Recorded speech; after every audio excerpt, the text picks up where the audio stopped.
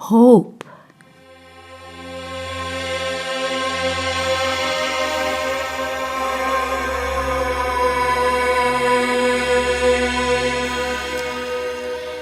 The individual self and the universal self are one.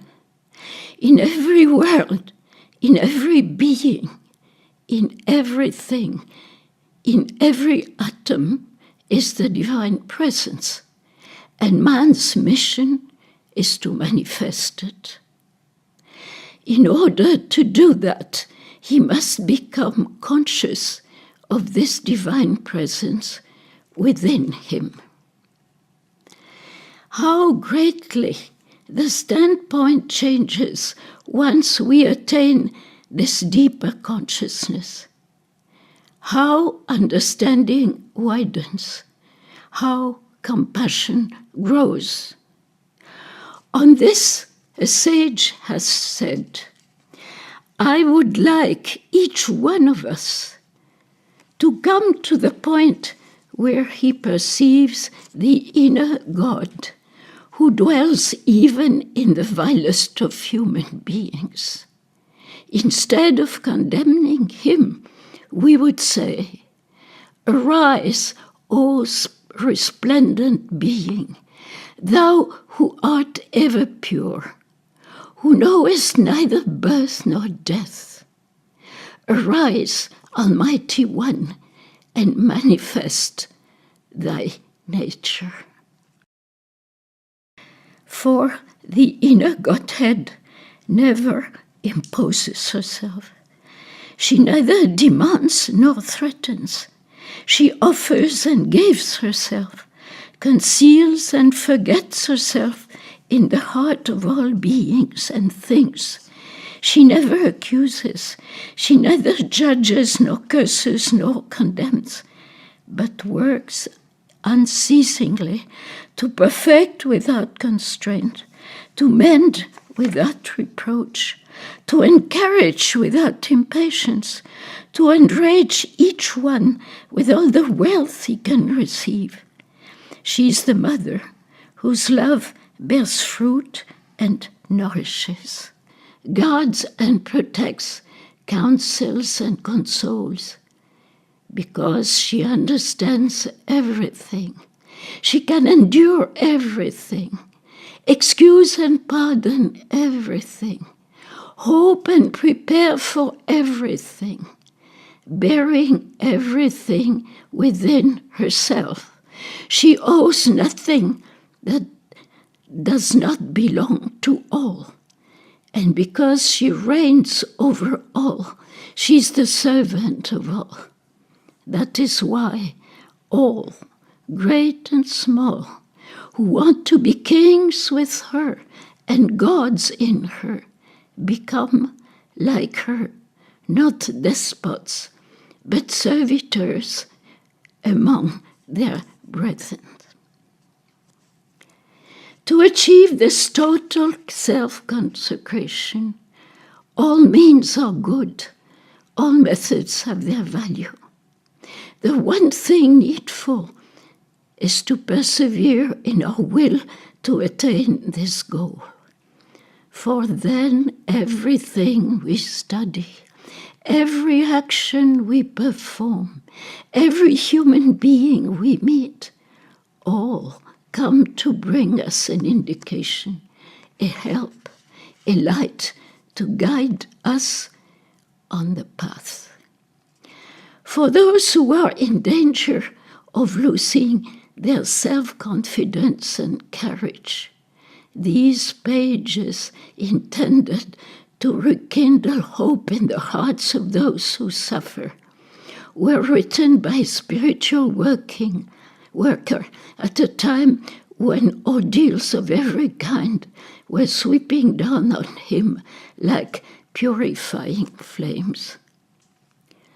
You who are weary, downcast and bruised, you who fall, who think perhaps that you are defeated, hear the voice of a friend.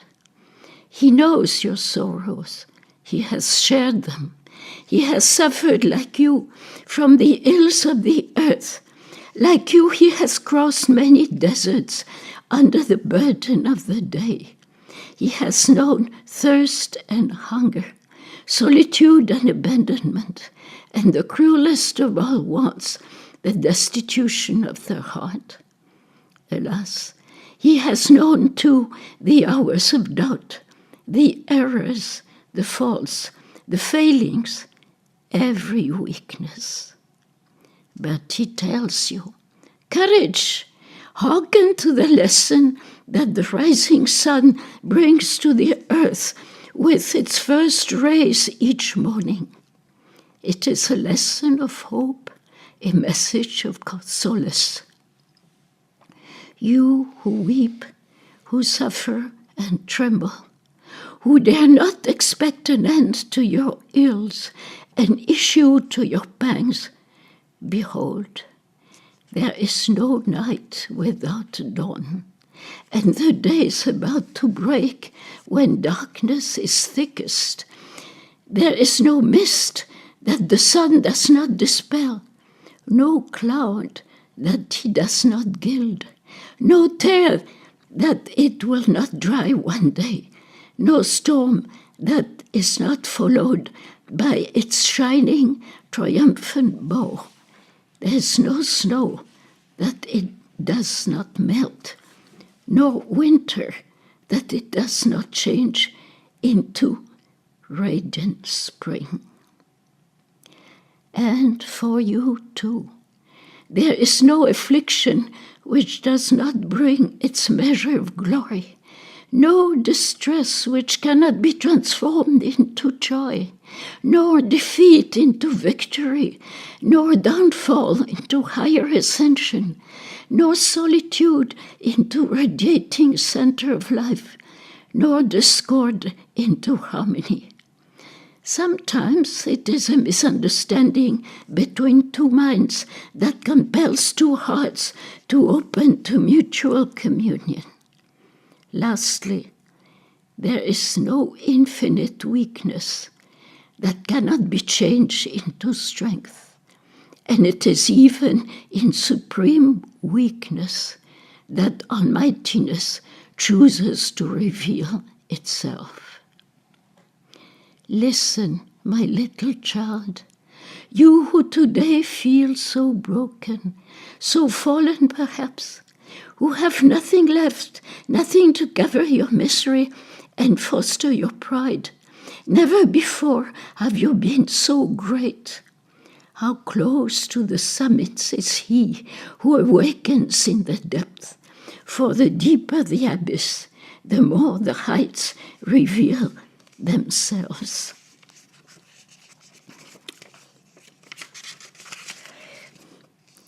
If ordeal or fault has cast you down, if you have sunk in the nether depths of suffering, do not grieve, for there indeed the divine love and the supreme blessings can reach you, because you have passed through the crucible of purifying sorrows.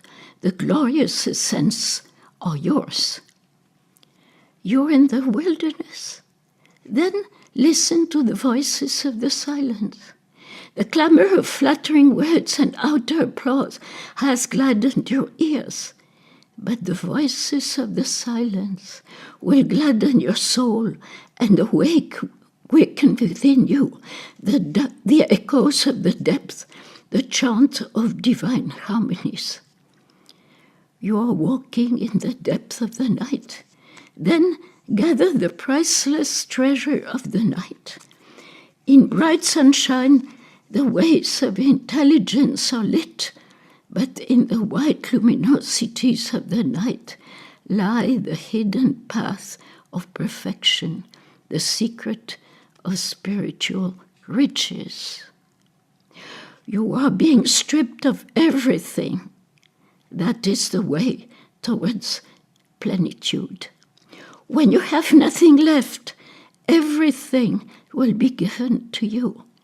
Because for those who are sincere and true, from the worst always comes the best. Every grain that is sown in the earth produces 1,000. Every wing beat of sorrow can be a soaring towards glory. And when the adversary pursues man relentlessly, everything he does to destroy him only makes him greater.